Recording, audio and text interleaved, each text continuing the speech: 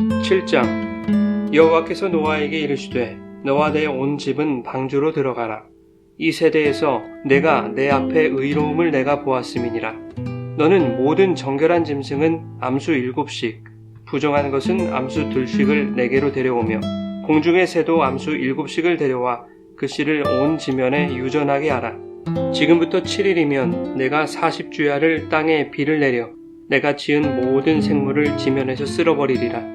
노아가 여호와께서 자기에게 명하신 대로 다 준행하였더라. 홍수가 땅에 있을 때에 노아가 600세라. 노아는 아들들과 아내와 며느리들과 함께 홍수를 피하여 방주에 들어갔고 정결한 짐승과 부정한 짐승과 새와 땅에 기는 모든 것은 하나님이 노아에게 명하신 대로 암수 2씩 노아에게 나아와 방주로 들어갔으며 7일 후에 홍수가 땅에 덮이니 노아가 600세 되던 해 둘째 달 곧 그 달 11의 날이라. 그날에 큰 기쁨의 샘들이 터지며 하늘의 창문들이 열려 40주야를 비가 땅에 쏟아졌더라. 곧 그날에 노아와 그의 아들 셈, 함, 야벳과 노아의 아내와 세 며느리가 다 방주로 들어갔고 그들과 모든 들짐승이 그 종류대로 모든 가축이 그 종류대로 땅에 기는 모든 것이 그 종류대로 모든 새가 그 종류대로 무릇 생명의 기운이 있는 육체가 2씩 노아에게 나아와 방주로 들어갔으니 들어간 것들은 모든 것의 암수라. 하나님이 그에게 명하신 대로 들어가매 여호와께서 그를 들여보내고 문을 닫으시니라. 홍수가 땅에 40일 동안 계속된지라. 물이 많아져 방주가 땅에서 떠올랐고 물이 더 많아져 땅에 넘침에 방주가 물 위에 떠다녔으며 물이 땅에 더욱 넘침에 천하의 높은 산이 다 잠겼더니 물이 불어서 15규빗이나 오르니 산들이 잠긴지라. 땅 위에 움직이는 생물이 다 죽었으니 곧 새와 가축과 들짐승과 땅에 기는 모든 것과 모든 사람이라. 육지에 있어 그 코에 생명의 기운에 숨이 있는 것은 다 죽었더라. 지면의 모든 생물을 쓸어버리시니 곧 사람과 가축과 기는 것과 공중의 새까지라. 이들은 땅에서 쓸어버림을 당하였으되 오직 노아와 그와 함께 방주에 있던 자들만 남았더라. 물이 150일을 땅에 넘쳤더라.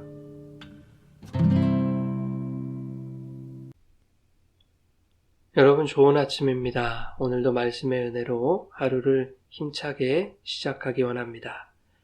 창세기 7장의 전체적인 내용은 매우 단순합니다. 하나님이 노아의 가족들과 하나님이 정하신 정결한 짐승, 부정한 짐승들을 방주로 들어가도록 하십니다.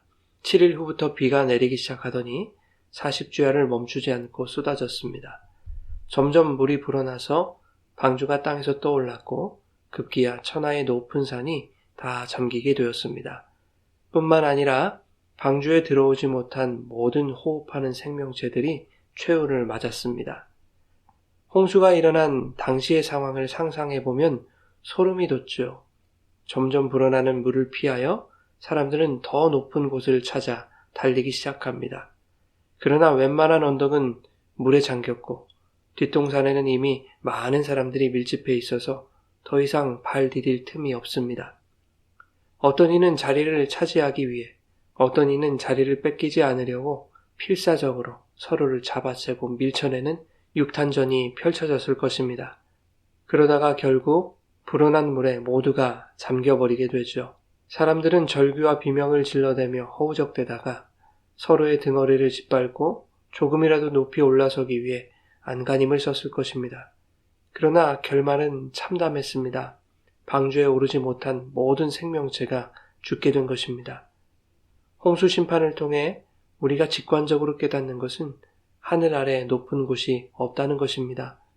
태산이 아무리 높아도 하늘 아래 묘일 뿐입니다.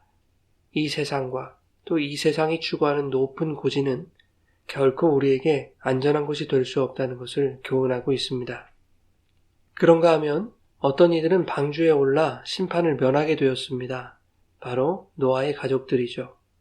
그러나 그들은 하나님이 방주의 문을 닫으시기 전까지 사람들의 고함과 비명을 들었을 것이고 아비규환의 현장을 두 눈으로 생생하게 목격했을 것입니다. 하나님의 심판이 얼마나 두렵고 참혹한 것인지를 경험했을 것이고 동시에 그러한 심판에서 건진받은 그 은혜가 얼마나 위대한 것인지 뼛속 깊이 새겨졌을 것입니다. 노아와 그의 가족이 방주에 오르게 된 것은 창세기 6장 8절의 말씀에서와 같이 노아가 여호와께 은혜를 입었기 때문입니다. 그런데 본문 1절을 보면 마치 노아가 의로운 자였기 때문에 방주에 오를 수 있었던 것처럼 보입니다. 1절 이렇게 말씀하고 있습니다. 여호와께서 노아에게 이르시되 너와 내 온 집은 방주로 들어가라. 이 세대에서 내가 내 앞에 의로움을 내가 보았음이니라. 노아의 의로움이라는 것은 과연 무엇일까요? 의는 죄와 반대되는 개념이지요. 그렇다면 노아는 죄가 없다는 논리가 되는데 안타깝게도 성경은 모든 사람이 죄를 범했다라고 말씀하지 않습니까? 우리는 본문이 말하는 노아의 의로움을 그의 믿음에서 찾을 수 있습니다. 믿음은 관념적인 확신으로 끝나지 않습니다. 반드시 행함을 수반합니다. 노아는 방주를 만들라는 하나님의 말씀을 듣고 그대로 준행했습니다. 그런데 하나님의 말씀대로 준행한다는 것은 그리 간단한 이야기가 아니죠.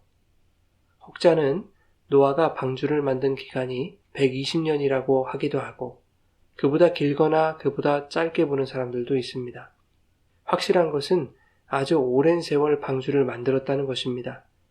그래서 그렇게 오랜 시간 동안 홀로 방주를 만든 그의 노력과 애씀이 바로 말씀대로 준행한 그의 의로움의 근거라고 생각하는 것이 일반적입니다.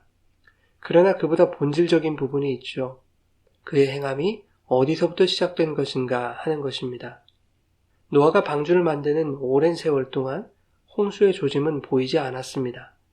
1년, 2년도 아니고 수십 년을 홍수를 대비하기 위해 거대한 외를 만드는 그 노아를 사람들이 어떤 시선으로 바라보고 대했을지 우리는 어렵지 않게 상상할 수 있습니다.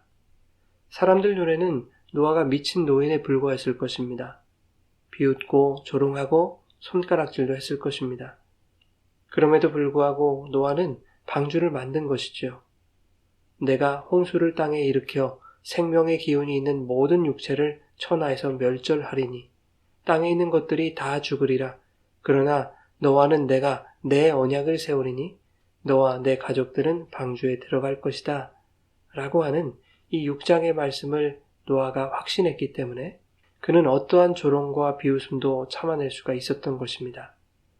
그는 행하기에 앞서 하나님의 말씀을 굳게 믿었습니다.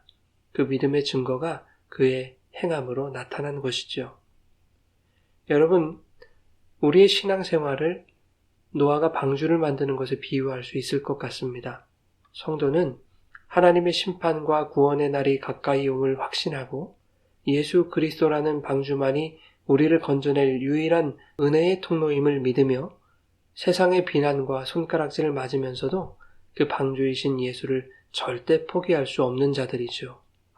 우리가 이러한 확신과 믿음을 가지고 있다면 세상의 편견과 불편한 시선에 관계없이 노아처럼 믿음의 방주를 만드는 순종의 삶을 살아가게 될 것입니다.